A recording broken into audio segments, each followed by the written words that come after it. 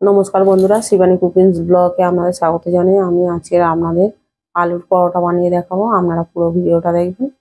আলুর পরোটা বানাবার জন্য এইখানে আমি আলু সিদ্ধ করে নিয়েছি, পেঁয়াজ ছোট্ট ছোট্ট করে কুচে নিয়েছি, ধনেপাতা, কাঁচা লঙ্কা সব কেটে নিয়েছি, জিরে গুঁড়ো, জিরে, ধনে, এলাচ একসাথে গুঁড়ো করে নিয়েছি, ঘি, গরম মশলা এইসব দিয়ে আলুর পরোটা বানিয়ে দেখাবো। আলুটা আমি গ্রেট করে নেব। এমনি মাখালে শক্ত ডিলা ডিলা হয়ে থাকে, এইরকম ভাবে করে নিলে ভালো হবে। এই আলুর সাথে আমি এই ধনেপাতা দিয়ে দিচ্ছি, পেঁয়াজ একদম মিহি করে কোঁচা পেঁয়াজগুলো দিয়ে দিচ্ছি, কাঁচা লঙ্কা, জিরে, ধনে, এলাচ একসাথে ভেজে গুঁড়ো করা এগুলো মশলা করে নিয়েছি, দিয়ে দিচ্ছি। গরম মশলা, কাঁচা লঙ্কা দিয়েছি, অল্প করে গুঁড়ো লঙ্কা দিয়ে দেবো, নুন, এগুলো একসাথে মাখিয়ে নেব।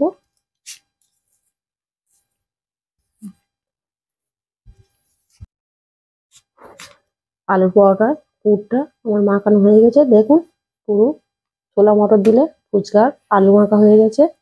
আলুর পরোটা বানাবার জন্য আমি এইখানে ময়দা নিয়েছি, ময়দায় নুন দিয়ে দিচ্ছি, ঘি দিয়ে দিচ্ছি, ময়দায় ঘি দিয়ে মাখাবো। আমি এই ময়দায় একটা ডিম ভেঙে দেব,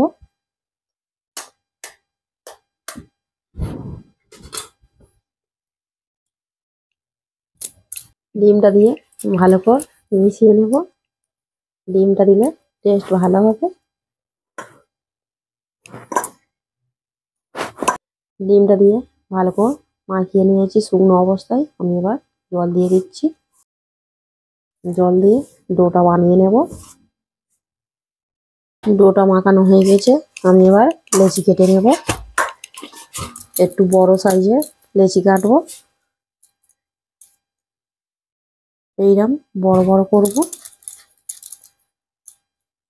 কেননা ওর ভিতর পুর দেওয়া হবে। সবগুলো আমি গোল করে নিয়েছি, এবার আমি এর ভিতর পুর দিয়ে দেব। আমি এই পুরগুলো এর ভিতর দিয়ে দিচ্ছি।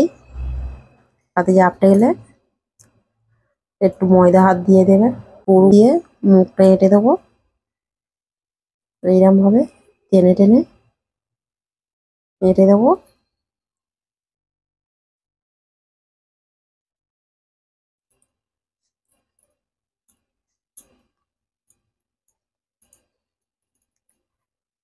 আমি সবগুলো এরকম পুর ভরে নেব। সবগুলো বানানো হয়ে গেছে, আর মুখটা ভালো করে কেটে নিতে হবে যাতে না বেরিয়ে যায়। একসাথে করে রাখলে যদি জড়িয়ে যায়, ঘি বা সাদা তেল দিয়ে এইরকম বাটিতে রেখে দেবেন, জড়িয়ে যাবে না। আমি এইগুলো এবার বেলে নেব। আস্তে আস্তে বেলতে হবে, খুব জোরে চাপ দিলে হবে না।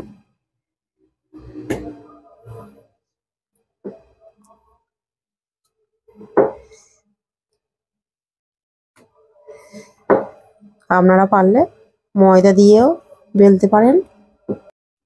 কড়াই অল্প করে ঘি দিয়ে দিচ্ছি,